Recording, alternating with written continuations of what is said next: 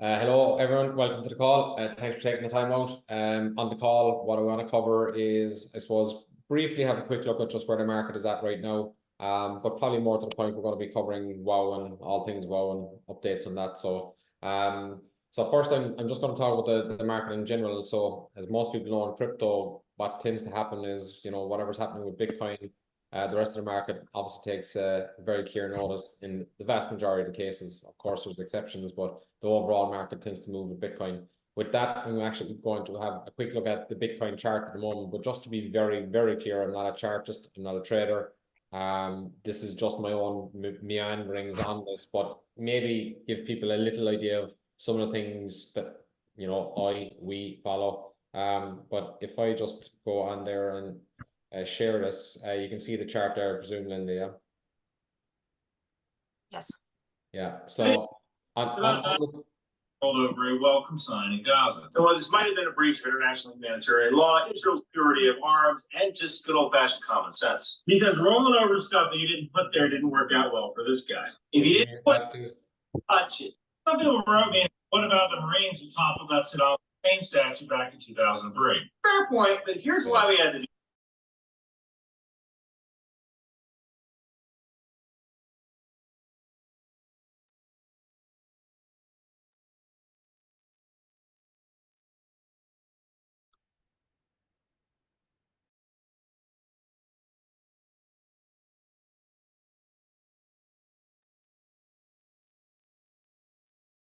Viv, you need to unmute yourself.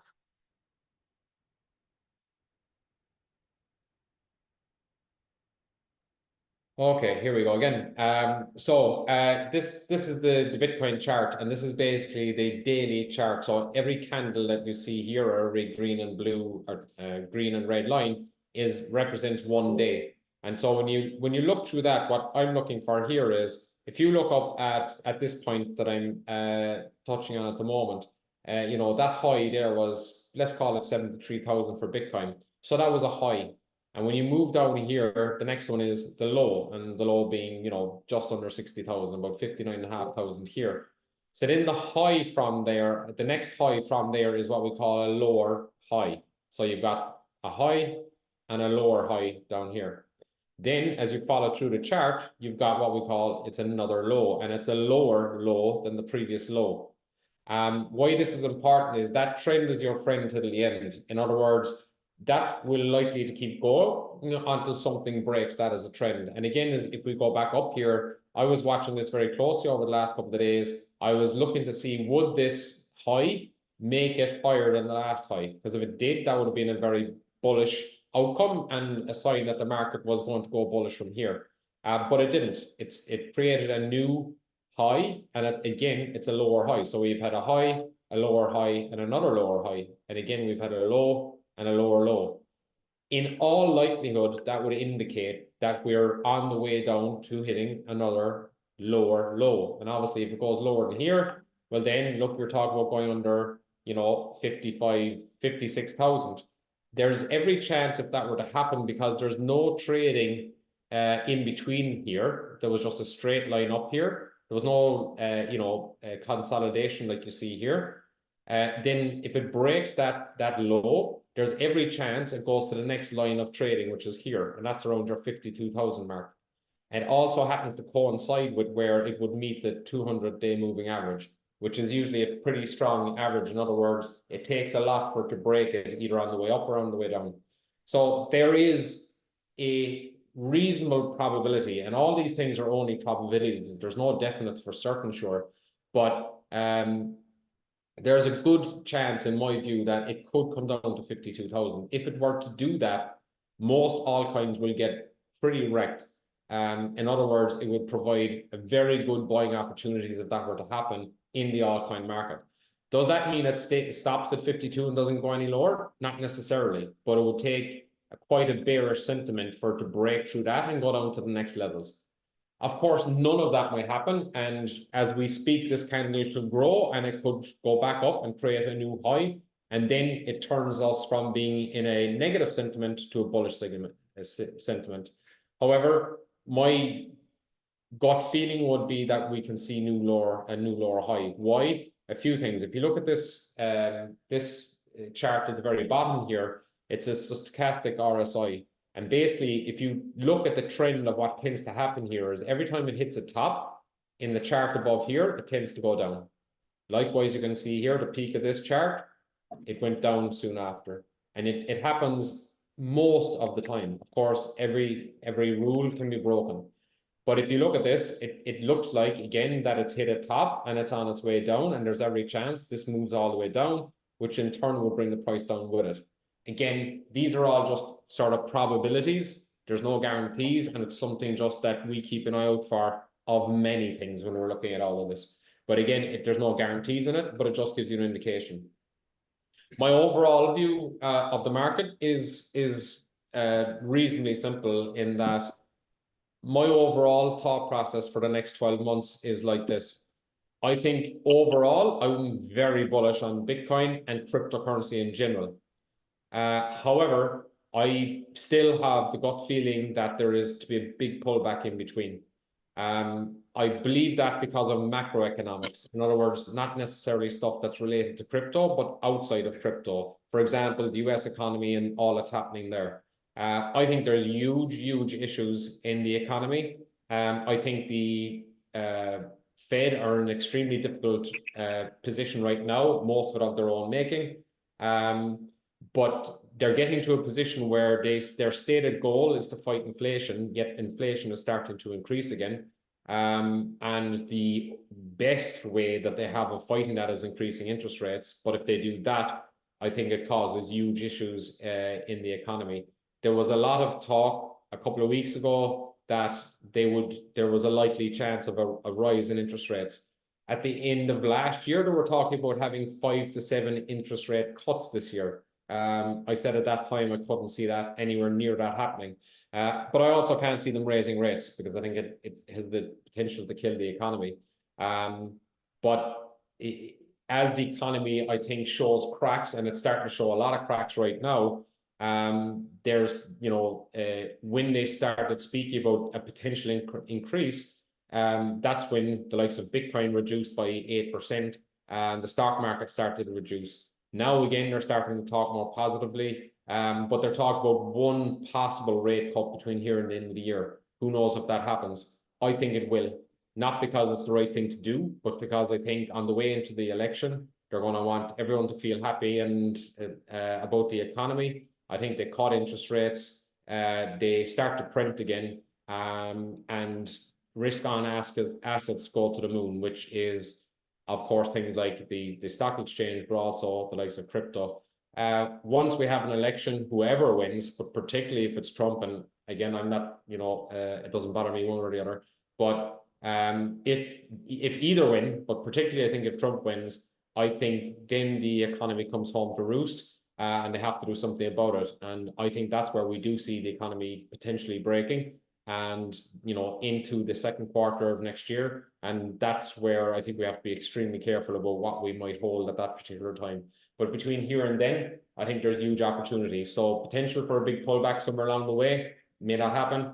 But whether it does or doesn't happen, then I think we could go off to the races towards the end of the year. And so it's how do we position ourselves for that? And that's something, of course, is exactly what we try to do within WOW. So we then go and find projects that we believe are extremely strong, early stage crypto projects, not yet on exchanges, but also low cap crypto projects. The point of that is, yes, buy into some of them now, knowing that they could have a big pullback. And if they do, having dry powder, in other words, you don't put everything into the market now, even though the prices are reasonable. But I think we could get much better prices if there is a big pullback. And so it's about dollar cost averaging in, meaning putting in a little bit now into whatever projects you like, but almost expecting that there might be a pullback. Of course, if there is no pullback, you still have money in the market and you're in to win with the the stuff that you have invested in. If there is a big pullback, fair enough, it reduces the value of what you've invested in earlier. But because you've kept some of your powder dry, you've kept some of your UST on the sidelines, you can then dollar cost average in and end up with a lower average, so that when it does take off, you're even better positioned. So in either case, you win. And that's what getting involved in this is all about, is trying to ensure you win no matter what happens. This is what we try to do within WoW, and we try to, I suppose, show people what we're doing. People can take that information, do their own research, and then decide what they want to do with that information. One thing we don't do is give advice. We're not financial advisors, nor pretend to be. So that's the general gist of what we're trying to do with WoW, based on what we see is happening in the wider market. So on general updates on WoW, I'm sure most of you are aware now because it was put in the Telegram groups earlier. We are pushing our TGE back by a few days, back to Wednesday next week. I personally am a hater of anything being delayed and stuff I'm involved in myself, you know, as in investing or whatever. And so I definitely don't like the idea of having a delay in our own project. Having said that, I believe the reasons are good, valid, and it's the right thing to do, and that's the reason we're doing it. There's a number of reasons why. One is, look, David is an absolute perfectionist. He's the one that's done the vast majority of the work on the platform, on the app, on the design, on the, you know, and so much more. And, you know, I suppose it was up to me to be launched yesterday, and if it was up to David, it might be launched for a couple of weeks, but quite honestly, he's more right than I am.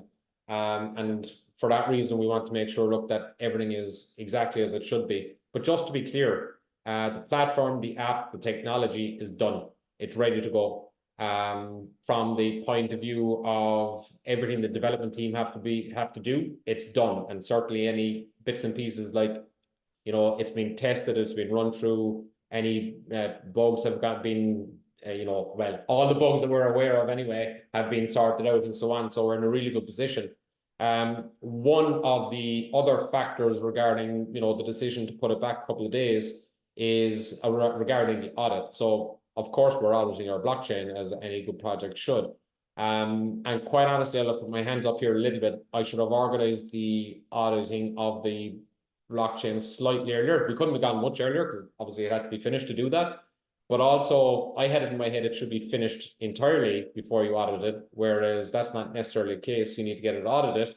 If the audit brings up anything that needs to be tweaked or changed, that needs to be done before you can actually launch it. And so the first audit was done.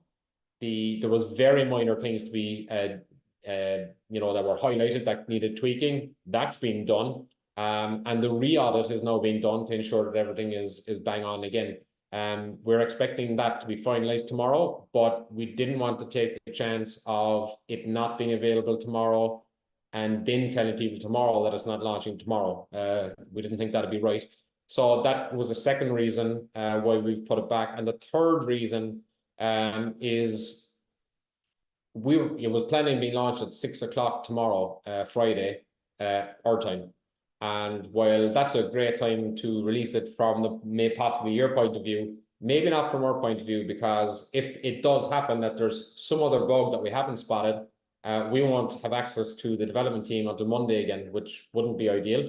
But also, we assume there could be a few questions along the way when the platform, the app, the staking, all of that stuff is there available for people to use. And having all those questions coming in Friday evening, Saturday, Sunday, mightn't be the ideal scenario either. We want to have all the team in place to help and assist with, you know, with customer support immediate after that. So when we put all that together, we just made the decision that the right thing to do was just to put it back by a few days. Now, just to be clear, there's lots of projects out there put stuff back by months. We're talking about a few days. So hopefully everyone will have a good understanding of our reasoning why we've done that. But ultimately we're doing it because we think it's the right thing for the project. That's ultimately it, and that's the main reason behind it all. So anyway, we're going to go now with Wednesday, 12 o'clock noon our time. And we're going to do it on a live Zoom. So we're going to launch live. Of course, everyone's welcome to the call, and the more the merrier. It'd be great to do a little bit of a countdown into it. But also when it's launched, it would be great to actually go in, show the app, you know, show people through what to do. There might be people looking to do it themselves on the other end, and we can talk them through it and really get into some of the decision-making processes that people should take into account when they're doing this, because it is really important that people actually have a good understanding of what's happening in the back end before they make a decision. So what I would say to people is this: before you make any decision on claiming tokens, which you'll be able to do, don't do it until you fully understand your decision. And so I'm going to touch on a couple of things that might include in this conversation, but obviously it's going to make a lot more sense when people are actually in the app and seeing it. But I'm just going to bring up a couple of images of the actual app so people just get a bit of a feel for it. Again, I think it's okay for me to say, obviously I'm biased in regards to the actual project itself. Can you actually see that screen? Maybe not. In a second, I'll share. Let's do it this way. Okay, hopefully you can see the screen there. Know what we're looking at. Maybe Linda, you can let me know if you can see switch network there in the middle. Yep, we can see that. Yes, perfect. So this is a screenshot of the app itself, and it's just asking you obviously to switch. So when you will log into this, it'll ask you to connect your wallet, and most people's wallet is set on Ethereum. And so when you go in, it'll ask you to switch to Arbitrum, because obviously I'm sure most people know now we're working off the Arbitrum network. And again, why are we on the Arbitrum network? Well, it gives you all the security and volume that you get on Ethereum, but at a much faster and cheaper rate, which makes a lot of sense. So instead of all these transactions or your own staking or all the different things that you might do on our platform, instead of them costing you $20, $30, $40 every time you do it, it's going to cost you maybe 1 cent or 2 cents for those transactions. And that's why we chose that platform as an option. Some of these are just images from the app. Look, again, I'm very biased on the app, but I think it's okay for me to say that it's absolutely class, as I personally didn't have a huge amount to do with it. This comes back to the development team, to David and others. So I'll just give you a quick flick through the different options that are beyond there. You can see on the left-hand side here, you've got a full dashboard. You'll be able to see your NFTs in there. You'll be able to see, based on whatever level of NFTs you have, you'll be able to see the projects that are live or past or whatever.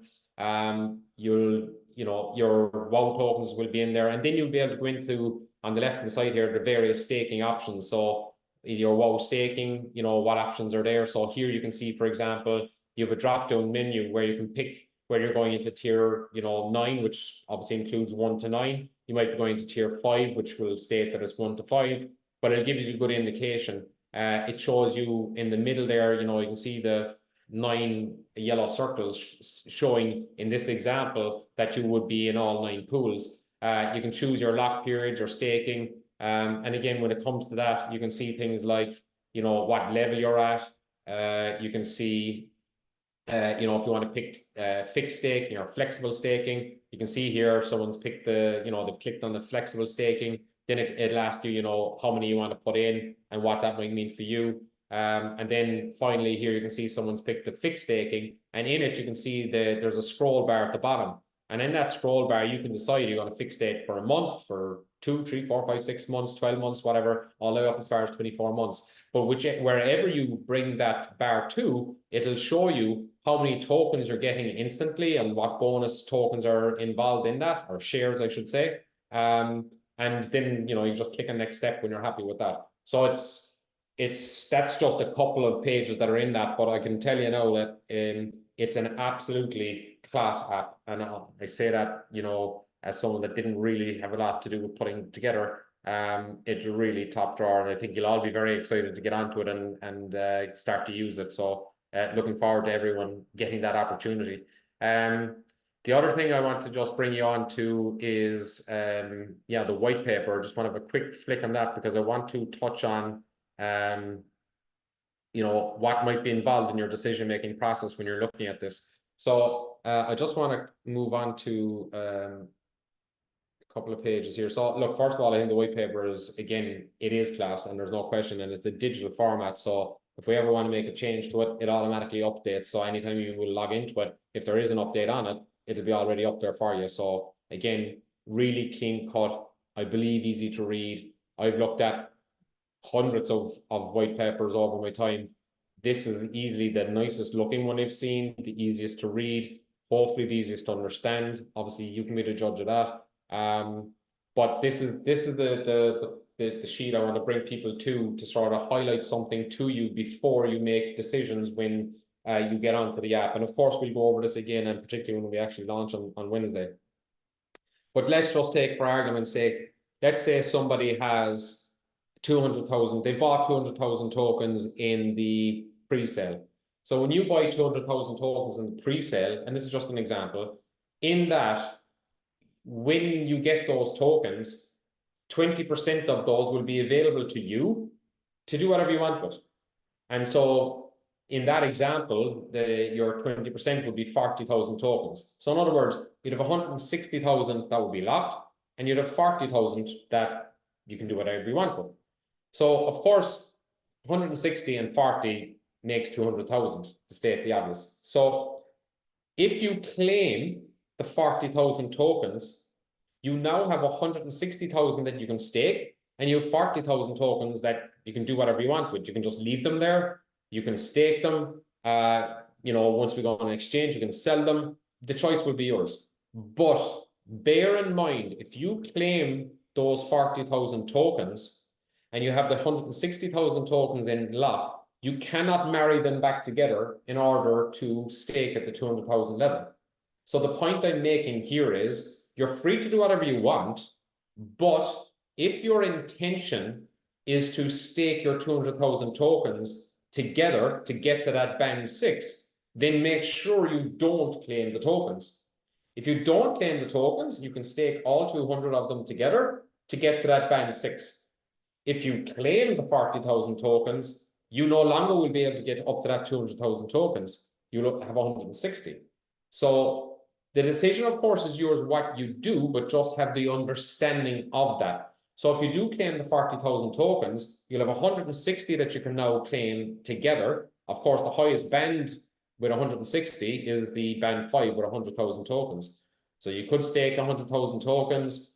You could stake 2 lots at 30,000 tokens. That makes up your 160. But what you can't do is get up to the 200,000. If that's your intention, that's absolutely fine and there's no issue. But it's just so people understand that. Of course, if you claim your 40,000 tokens, you can then go and stake those separately as well in the 30,000 and 10,000 level, but you just can't combine them all together. So I'll say it one last time, when you see those tokens there, if your intention is to keep them all together in a way you can go in at band 6, do not claim the tokens. If, however, that's not your intention and that's not what you're trying to do, then absolutely, if you want to claim the tokens, claim the tokens. Completely up to you. But just have that understanding. Hopefully that is pretty clear. We can revisit that in a minute in questions if people want me to, for sure. And I'm just going to go on to, well, we've spoken about fixed staking and flexi staking, but I'm going to touch on it again maybe here just so people again have an understanding of this. So let's say myself and Linda both buy 1 million tokens each tomorrow, okay, if that was available. Let's say we both bought 1 million tokens each at the same time. And let's say we both decide we're going to go staking with our 1 million tokens, which will get us to level 8, band 8. So that would mean that we'll both be in 1 to 8. So we have the same amount of tokens bought at the same time and we're both going staking. I decide to go with the flexi stake. So I'll say, okay, I'll put my 1 million tokens in here, flexi stake, which means I can put them in today. I can take them out tomorrow. It's completely flexible. I can put them in today and leave them there for many months. It's completely my choice. I'll flexi stake. But Linda, on the other hand, Linda decides, actually, I'm going to fix stake and I'm going to do it for 24 months. That means Linda is staking them in a way that she cannot unstake them, because once they're staked, you can't unstake them because they're fixed stake. And they're in for the 24 months. Now, you might ask, well, why would someone fix stake and someone else flexi stake? What's the difference? Well, one of the differences, obviously, one is you can unstake and restake again if you want to, but the other one is locked. But what's the difference on the outcome? The difference in the outcome is let's say in 3 months' time, we're selling out of some project, and out of that, there's whatever profits, and we're going to distribute those profits. Well, what's the difference between what I would make from those and what Linda would make from those? Well, in 3 months' time, let's just say we're earning a share per month. That's not it, and I'll actually show you the right numbers in a second. But let's just say it was, for simplicity for the moment. Well, in that case, in the flexi stake, because there's 3 months gone and I'm earning 1 share per month, I'll have amassed 3 shares in my side. However, on Linda's side, because she fixed stake for 12 months, she instantly gets 12 shares right throughout that time from the very beginning. So of course, in 3 months' time, Linda will have 12 shares, I'll have 3. So in that distribution, Linda will actually make 4 times as much back from her staking as I will from mine. And so hopefully that gives you a very clear indication of the differences. And so, you know, we've had the same number of tokens bought at the same time, staked at the same time. We chose 2 different routes, and Linda's making 4 times as much out of it as I am. That's the example. One more, that's the fixed staking, touched on that, flexi staking. This is the one I want to talk about shares, because these are the actual numbers. So in the actual numbers, if you go for the flexi stake model, you know, after 1 month, you'll have 1 share, as you can see up here. After 2 months, you'll have 2 shares. After 3 months, it'll be 2.5 and on as you go. So for example, month 11, you'll have 6.125 shares. But if you go as far as 12 months, you actually get a 2. You can see there's a bonus there of 2. So now you go from, you're up to 8.25 shares. And then onwards you go as you move through the next 24 months. Again, if you're in the flexi staking, you build this up and let it run. By the time you get to your 12 months, or sorry, 24 months, you'll have 12 shares, which is the maximum number of shares you can have. So you can do that on the flexi share option. Again, if you choose the fixed staking, and if I go fixed staking, for example, for 12 months, I'll have 8.25 shares immediately. If I do it for the 24 months, I'll have the 12 shares immediately. And so I think for most people that understand what we're doing and how we're doing it, I think they'll probably pick the long-term staking, but again, it'll be people's choice, and that's why we want it. Just on the flexi staking, if you choose the stake, and let's say you've staked for 2 months, and so now you have 2 shares built up. If you decide to unstake, for whatever reason, but then you change your mind, you need to say, actually, I'm going to go back staking again tomorrow, you'll be starting from 0 shares. You're starting again. So the point in all of this is, I believe the vast majority will make the decision to long-term stake, because most people, when they buy a token, the reason they buy the token is they're hoping, if they buy any particular cryptocurrency, that when they buy it, they're hoping it'll go up in value over time. And I believe, by the way, our tokenomics model, which we've touched on many, many times, will help to do that. And we believe very strongly in the direction of the value of the token over time. Of course, we can't guarantee anything, the market will decide, but we have lots of things in place that will help it move in that direction. But outside of the tokenomics model, we think that if people see that by staking their token, again, most people, the only way they can make money out of the token is when they buy it and they sell it later at a higher price. With ours, while the token, all going well, will be go up in value, in the meantime, all going well, the projects that we'll have invested in will have made profit, and we'll be distributing profit to people that have staked their token. And so when they're looking to cash out a little bit every so often, they'll be able to do it from there without ever having to sell any of their tokens. And that's one of the beauties of this project and the way it's set up. On top of all that, we have some really cool ideas that we're working on for a little bit down the line, and I won't go into any detail for the moment, but in ways that you can use the value of your tokens without ever unlocking them. And so what we're trying to do is get people to understand that if you have your tokens and you're staking them, even if they're going up in value, it'll still benefit you, because obviously you have the value increasing. You'll also have the opportunity to, you know, receive those monies out of, you know, anytime we sell out of a project. But also there might be ways of using your value without unstaking, and that will be an absolute key. So we're working lots of really cool stuff, I believe.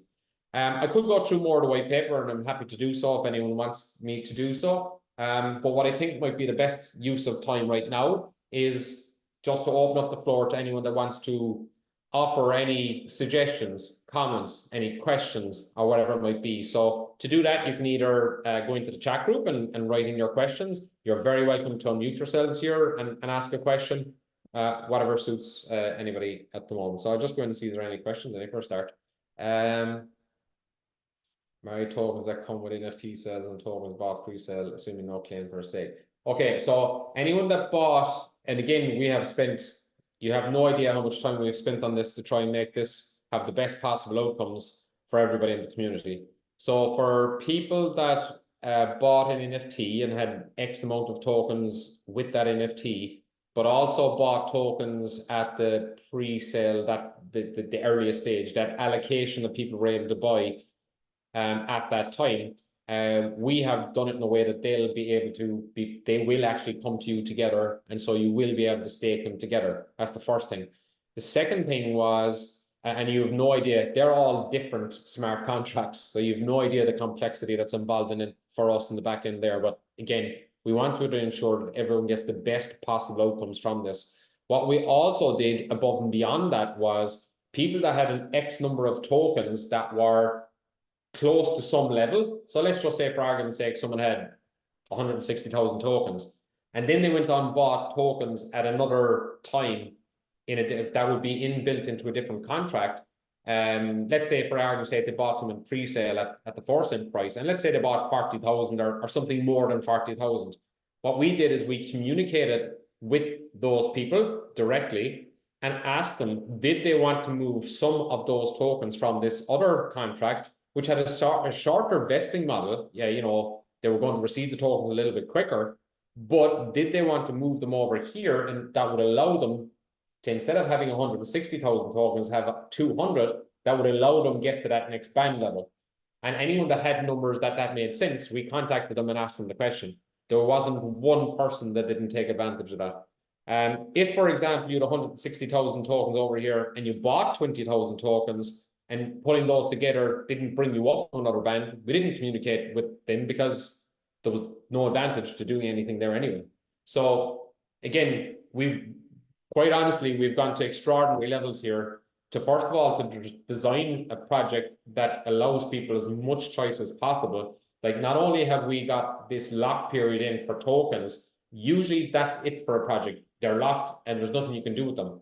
We have X amount of them locked, but you can long-term stake them by choice. But you might as well have them staked because they're already locked anyway. So there's no reason not to stake them, and then you get the benefits out of that. Again, most projects would not allow you to do both together. We have. And not only that, any of the tokens that you do have or that you claim or that are not inside in a lock period, you can choose to stake them. And not only can you choose to stake them, you can choose to stake them long-term or short-term. Fixed or flexible. So there wasn't much more we could do. And then in the back end, like I said, we looked at everybody's tokens, like literally everyone's tokens, and saying, okay, if they were married up together, would they be able to get to a higher band? And if the answer to that was yes, we contacted them and then organized that. And you have no idea how much pain that caused us. But anyway, that's a different matter. So anyway, that's, yeah, Christopher, hopefully that answered that question. Great review, thank you. After TG, if we buy more tokens on exchanges, can those tokens be added to staking, or can we buy on WoW to be included in staking? So if you buy tokens on the exchange, yes, you'll be able to stake them, but you won't be able to marry them with other tokens that you bought before the exchange. So in other words, again, to use the same sort of example, let's say you have 160,000 tokens that you bought anywhere along the way in the pre-sale at any price at any time, or within NFT, any of those. Anything bought before pre-sale will not be able to be married up with something bought from the exchange, because again, different contracts. I won't go into all the details, but no is the short answer. But what, of course, you can do is you can buy in an exchange, and let's say you buy 50,000 tokens today, and you buy 20,000 some other day, and you buy 30,000 some other day. Obviously, that's 100,000 tokens. Well, if you haven't staked any of them and you build it up to 100,000 tokens, well, then of course you can marry them all together and stake them. If you want to along the way, you could flexi stake the 50,000 tokens. If you are in your head thinking, okay, I'm going to build this up, you buy the rest of your tokens, you unstake the flexible ones, and then you put them all together and stake them in the long-term fixed staking. So again, there's a massive amount of opportunity. But of course, with lots of opportunity and lots of possible decisions to make, it's important to have an understanding of all of that. And so, look, we're here to try and, first of all, show people through that when we launch, and we're going to, have the call live. We'll stay on as long as we need to. The more the merrier on the call. Happy to answer any questions. Happy to give people, a steer on what the options are for them, and the implications for those decisions. And yeah, look, I'm really looking forward to it. It's an extremely exciting time for us in the team, because this is something we've built up to for a hell of a long time. And obviously, having been in crypto for nearly 9 years now at this stage, it's nice to be doing all this within our own project. Okay, if we have 30,000 to 2,000 tokens and want to stake them, do we stake all 32 tokens in band 4, or do we stake 30 in band 4 and then we could? Yeah, okay, good question. So yes, Chris, so whatever the levels are, there's not like, you can't put 32,000 tokens into a level that's 30,000. I understand the concept and the thinking, but it's specific numbers. So what you can put into, if you 32,000 as in your example, you could stake 30,000 in that band, whatever that is. Let's say it's band 4, I can't remember. You can go into that band 4, which would put you in pool 1, 2, 3, and 4. And you still have 2,000 tokens left over. Those 2,000 tokens, you can do nothing with them, you can leave them there. Or you could take a staking option of 1,000 twice. So now you'd have all of your tokens staked. So you'd have 3 shares in pool 1.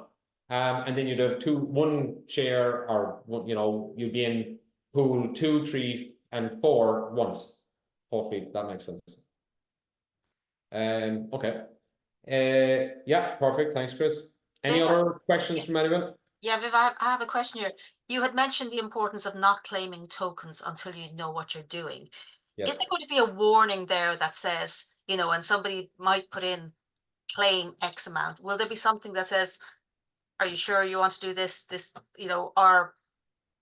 Yeah, quite honestly, Linda, because I haven't been involved with a lot of the design, that'll be a question for David. But my understanding is yes, but I don't want to say it categorically, because I haven't gone through it myself.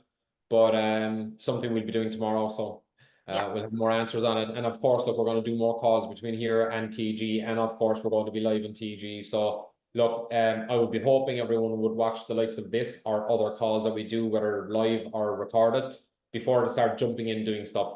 But knowing people like you do, there's a good chance that people won't. And if someone does go in and claim the tokens, there's no way back. It's not like something we can change in the back end. This is all smart. Like what's been done up to now had flexibility.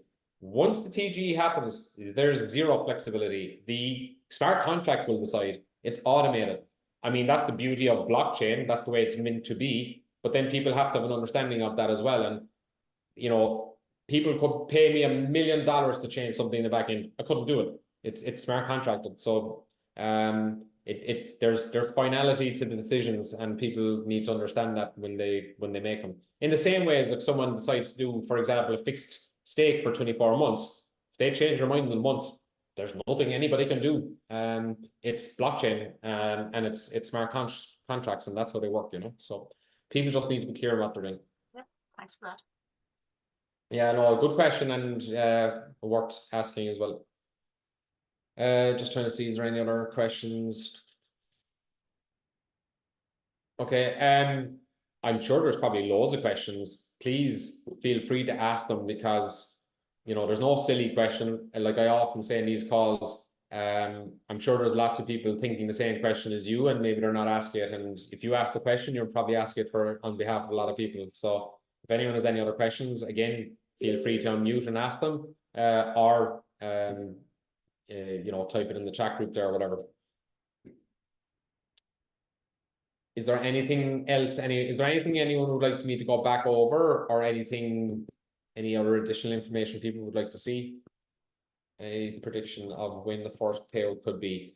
Fair question. Very difficult one to answer, but I'll answer the best I can.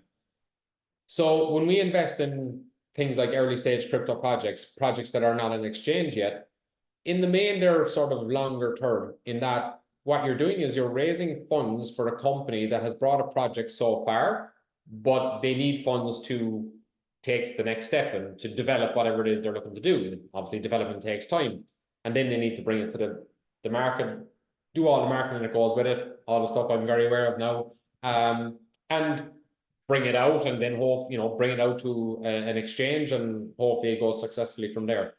That's investing. That's stuff that can take time.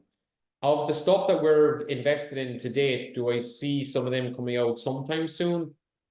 In months, yes. On the other side, we're also investing in early stage, or sorry, low cap crypto projects, so projects that are on exchanges. And again, depending on when this bull market goes into full flow, well, then some of those projects could do very big multiples in a short period of time.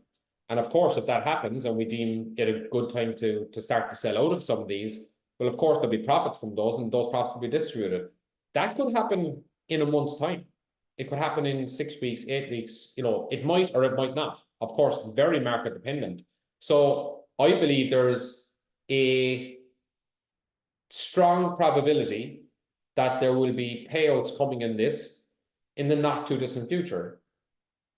Of course, I can't offer any guarantees to that because maybe the bull market doesn't kick into next year. Now, nobody I know is expecting that, but it's possible.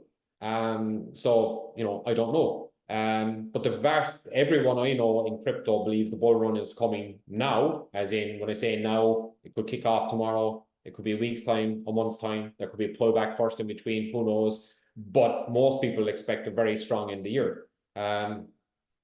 Let's see if that's to happen. I think, you know, things could kick off in, you know, we're in May. It could happen in June or July or whatever. And if that happens, then we could be selling out of projects in a month's time or 6 weeks time or 8 weeks time, or whatever it might be. And if that happens, and we'll be doing a payout. If you're in and you're staked and you're fixed staked, you're in brilliant positions. You get your 12 shares immediately. If you flexi stake, okay, it won't be as strong, but you'll still have a return coming out of it. And of course, you can choose not to stake, but if your tokens are locked, that would be simply crazy. And that's it. And obviously, the higher the band you're up in, and the more shares you have in that band, by, you know, fixed staking long term, the more outcome you're going to have in your stablecoin that we pay out, and the better you do. And of course, all of that also benefits the overall token economy, because the more people that have them locked, the less supply that's there. And by the way, I can tell you, the supply that's going to be there from early on is really low, really low. We have a mechanism that most people will be aware of here now of our buyback and burn. So 10% of all profits are going to go into a buyback and burn wallet, which is going to put in buy orders and they exchange for our own token, and when they buy them, they'll burn them. So that's even reducing the supply even further, and it's creating that upward demand on the token. So look, our tokenomics model is, it's class, and there's very little like it out there. It has been audited, it's been verified by many experts in the area, but it's been audited by Callaghan, you know, very well known worldwide for auditing. We got the highest mark they can give in it, and I haven't seen another project getting that mark. So we're in very good shape when it comes to our tokenomics, and certainly we believe our project is as good as anything that's out there and better than the vast majority. So we're in good shape, and we're in good position for our community to do well over what we're doing. What do you think is the likelihood of any payout in the year? But okay, yeah, okay, we've covered that. How do the BOSS tokens relate to tokens purchased with you? BOSS is like any other individual or any other group. There's a big amount of tokens have been purchased. They'll be able to go into the staking model and benefit the same as everybody else staking, and so anyone that's part of that will benefit from that. Based on the island, and you should look at the island to see the details of that. See the next early stage project from being announced for our NFT holders. Funny you should mention that. So there was a couple of things that came to our attention in the last few days with regards to early stage. So this is actually hopefully a very good way of answering that. If you had asked me that question, and by the way, just to be clear what the question is, when do I see the next early stage crypto project that the NFT holders community can take advantage of? If I was asked that question 2 days, okay, so let's say a week ago, my answer would have been, we are currently in deep discussions with 3 different projects. One's decentralized exchange area, one is a better version of Metamask, one is a fund type structure. I won't go into any further, but 3 really, really good projects.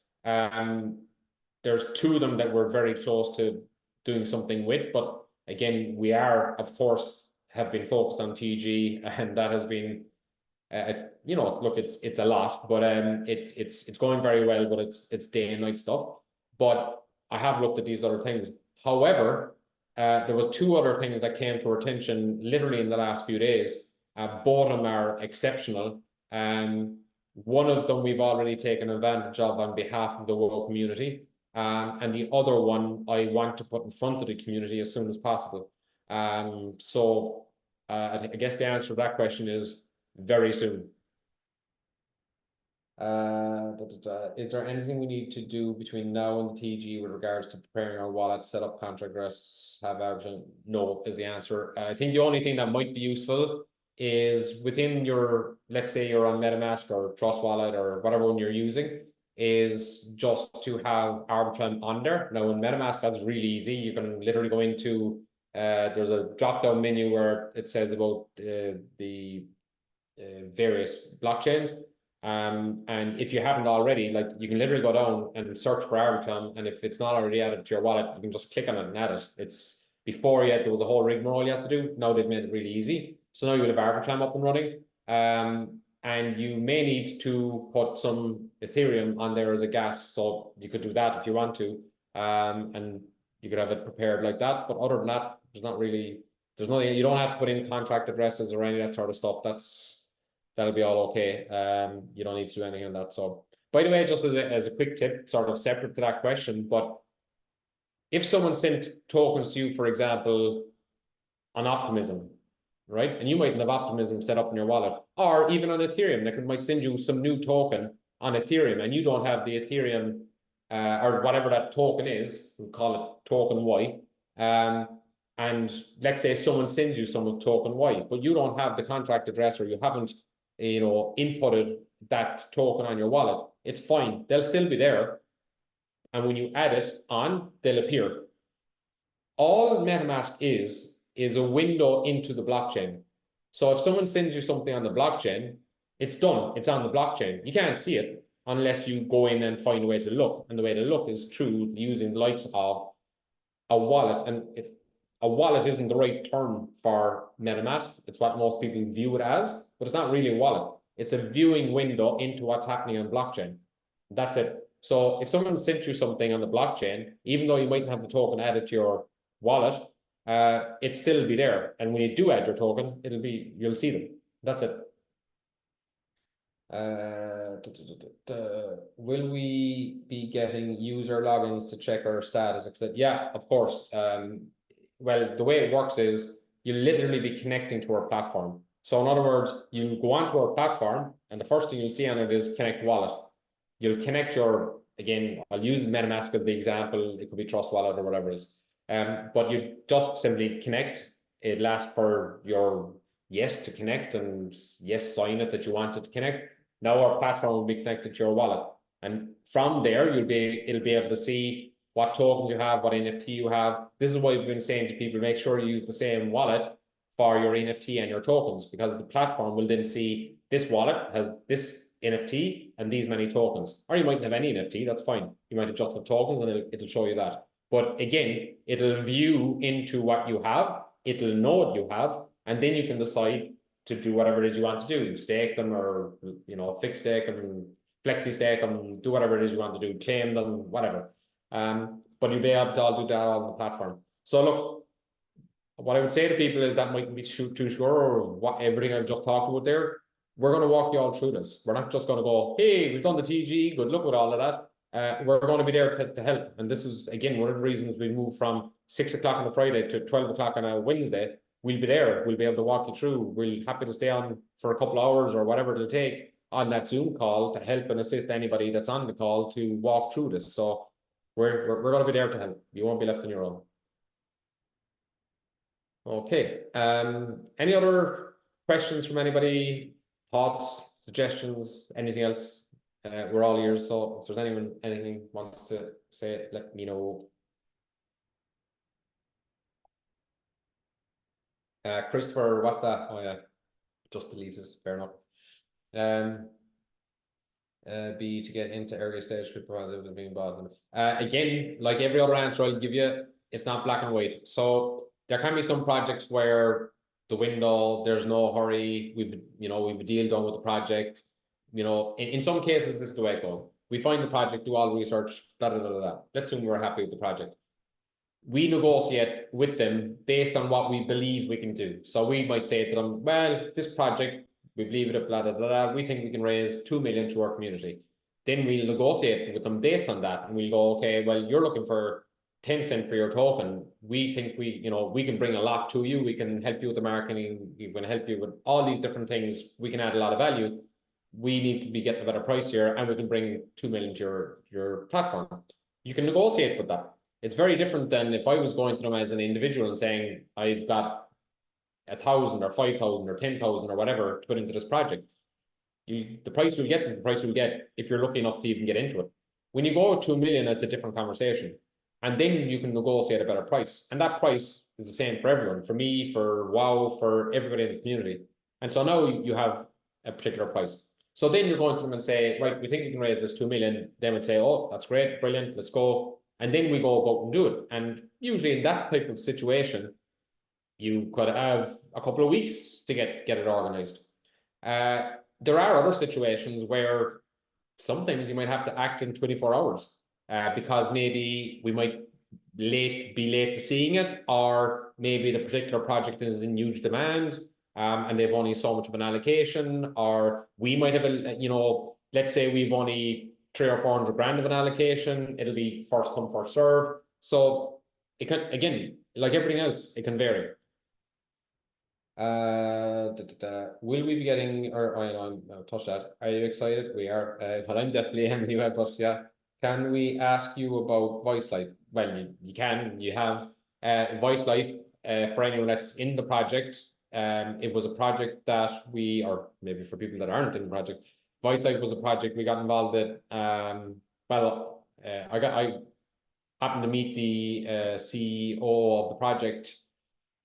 I don't know, 12, 14 months ago, let's say. But anyway, long story short, heard about the project, was completely blown away.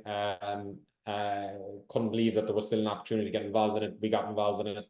Company got involved in it. WoW got involved in it, and so did the community. I believe it's going to be one of the biggest projects that.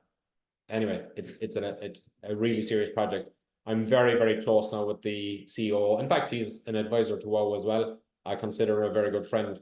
That project, I'm very close to it.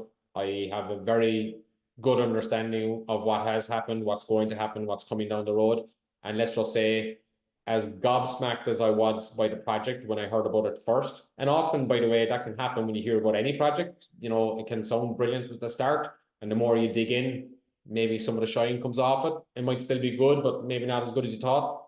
Well, Voice Life is quite the opposite in that, as gobsmacked as I was by the technology, they're harvesting energy from the atmosphere. To give people an indication what that might look like, in your phone, obviously you have a battery and that needs to be charged pretty much on a daily basis for most people. With this technology, there will become a time in the not too distant future where not only will you not have to charge your battery, your phone won't have a battery. It will just stay charged.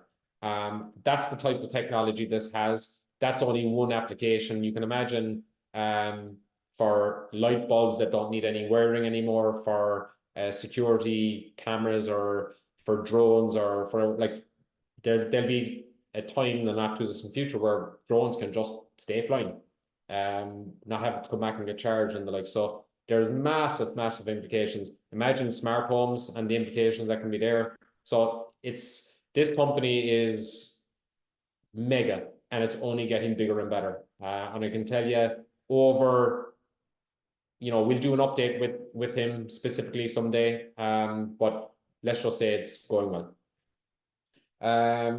Okay. Any other things? We'll keep it, I suppose, specific to WoW for now, because obviously we've plenty to cover on our own project between here and the TG and anything else, and we just want to make sure everyone's sort of fully informed as best we can on the run into that. Any other questions on all of that? Anything else we need to touch on, or will we call it at that? Okay, anything else your side, Linda?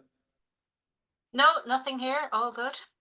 Cool. Okay, we'll call on that. Again, if anyone wants to unmute there and say or do anything, now's the time. Other than that, we'll call it and talk again very soon, I'm sure. All good? Excellent. Right, thanks everyone for taking the time to come on. We'll talk to you all very soon. Thanks, Linda. Thanks, Viv.